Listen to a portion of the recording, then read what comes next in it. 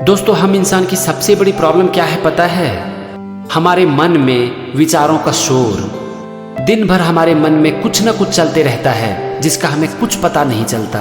फिर हम जाने या अनजाने में उस दिशा में एक्शन लेना शुरू कर देते हैं और इस तरह से एक दिन हम अपने मन का गुलाम हो जाते हैं। दोस्तों, ये जिंदगी की सबसे बड़ी गुलामी है, क्योंकि हम हमेशा हमेशा के लिए अपने मन के कंट्रोल में आ जाते हैं।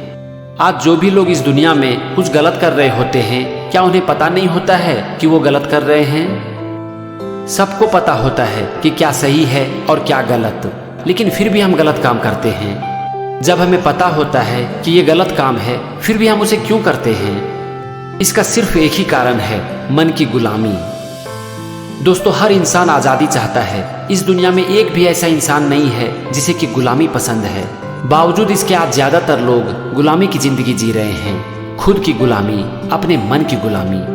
और एक बार अगर हम अपने मन का गुलाम हो जाते हैं, तब तो हमारा ये मन हमसे ऐसे ऐसे काम करवा लेता है जिस काम को करने से पहले कोई भी इंसान जिसमें अगर थोड़ी सी भी इंसानियत बची हो, वो इसे करने के लिए सपने में भी नहीं सोच सकता। ये तो हुआ प्रॉब्लम। अब हम ये जानने की कोशिश करते हैं कि इसका कारण क्या है। हम अपने मन का गुलाम क्यों हो जाते हैं? इसका सबसे बड़ा कारण है हमारे माइंड की कंडीशनिंग। और हमारे माइंड की कंडीशनिंग होती है विचारों से। एक्चुअल में हमारी माइंड की कंडीशनिंग विचारों से नहीं होती है, ये होती है विचारों के ऊपर हमारे रिस्पॉन्स से। जो भी थॉट हमारे माइंड में इंटर करती है, उसके ऊपर हमारा कोई कंट्रोल नहीं होता, लेकिन उस थॉट के ऊपर क्या हम एक्शन लेंगे, हमारा क्या रिस्पॉन्स होगा, ये पूरी तरह से हमारे हाथ में होता है। और इससे होती है हमारे माइंड की कंडीशनिंग। एक आदमी जुआरी, शराबी या फिर आतंकवादी कैसे बन जाता है? इसका यही कारण है माइंड की कंडीशनिंग। और ये माइंड की कंडीशनिंग एक दिन में नहीं होती है, इसमें वक्त लगता है। जब हम किसी भी एक थॉट के बारे में बार बार सोचते हैं, बार बार उसे सुनते हैं, उसके ऊपर एक्शन लेते हैं, तो ये थॉट बन जाती है हमारी थॉट। और फिर एक दिन हम ये थॉट बन जाते हैं। ये तो हुआ प्रॉब्लम। अब हम देखते हैं कि इसका सॉल्यूशन क्या है। तो इसके लिए मैं आपको एक कहानी सुनाता हूँ। एक किसान अपने खेत में कुछ काम कर रहा था और तभी अचानक से उसे पता चलता है कि उसकी घड़ी गुम हो गई है। किसान ने घड़ी को खोजने की बहुत कोशिश की, लेकिन उन्हें घड़ी नहीं मिली। वहीं पर आसपास में कुछ बच्चे खेल रहे थे, तो किसान को लगा कि ये बच्चे शायद मेरी मदद कर सकते हैं। उन्होंने सारे बच्चे को बुलाया और कहा कि मेरी यहाँ पर घड़ी गुम हो गई है, और तुम लोगों में से जो भी मेरी घड़ी को खोज दोगे, मैं उसे एक अच्छा सा गिफ्ट दूंगा। किसान की बात सुनकर सारे बच्चे घड़ी की खोज में लग गए, लेकिन किसी को घड़ी नहीं मिली। तभी किसान की नज़र एक बच्चे पर पड़ी जो कि साइड में बैठा हुआ था। तो किसान ने उस बच्चे से पूछा कि बेटे, तुम्हें गिफ्ट नहीं चाहिए? तुम मेरी घड़ी क्यों नहीं खोज रहे हो?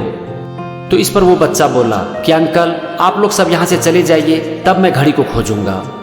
पहले तो किसान को ये लगा कि ये बच्चा सोच रहा है कि गिफ्ट इसी को मिलनी चाहिए और इसीलिए ये अकेले में घड़ी खोजना चाहता है। लेकिन अब तक सारे बच्चे घड़ी को खोजकर थक चुके थे और किसी को घड़ी नहीं मिली थी।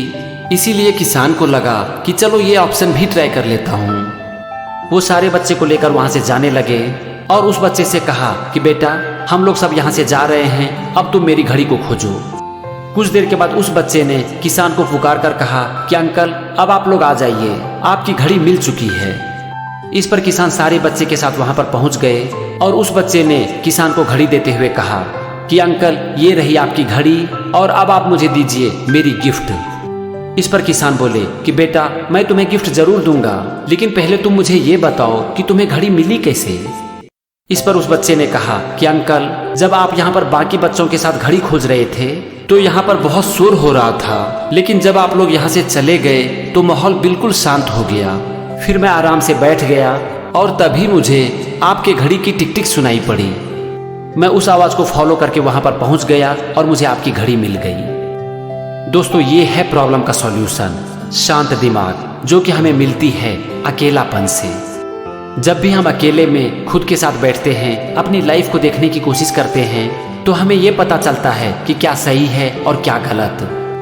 जिंदगी में जब भी कभी हम भागते रहते हैं, तब भी हमें पता होता है कि क्या सही है और क्या गलत, लेकिन उसके ऊपर हमारा ध्यान नहीं जाता।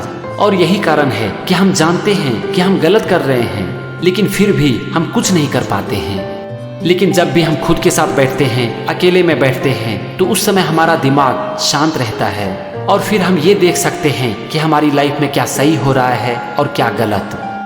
दोस्तों, जिंदगी में आप दूसरों के साथ भाग सकते हो, लेकिन जिंदगी में भागने से हमें कभी भी प्रॉब्लम का सॉल्यूशन नहीं मिलता है। हमें प्रॉब्लम का सॉल्यूशन तब मिलता है जब हमारी जिंदगी में एक ठहराव आती है, और हमारी जिंदगी में ठहराव तभी आती है जबकि हम खुद के साथ वक्त बिताते हैं। दोस्तों, जब आप अकेले में खुद के साथ बैठते हो ना, तो इससे आपको सोचने का मौका मिलता है कि आप जिंदगी से क्या चाहते हो, आपकी लाइफ का पर्पस क्या है। आपको पता चलता है कि आपकी लाइफ में क्या सही हो रहा है और क्या गलत। और जब आपको इसके बारे में पता चलता है, तब आप कुछ एक्शन भी ले सकते हो, और इस तरह से धीरे धीरे ही सही आपकी लाइफ का कंट्रोल आपके माइंड से निकलकर आपके हाथ में आना शुरू हो जाता है। अभी तक आपका ये माइंड आपको यूज कर रहा था, अब जब आपकी लाइफ का कंट्रोल आपके हाथ में आ जाता है, तब आप अपने माइंड को यूज करने लगते हो, और इस तरह से धीरे धीरे आपको जिंदगी की सबसे बड़ी गुलामी से आज़ादी मिल जाती है। फिर आप वो करते हो जो कि अच्छा है और आपको करना अच्छा भी लगता है, और आप जो भी करते हो वो आपकी मर्जी होती है, ना कि आपकी मजबूरी।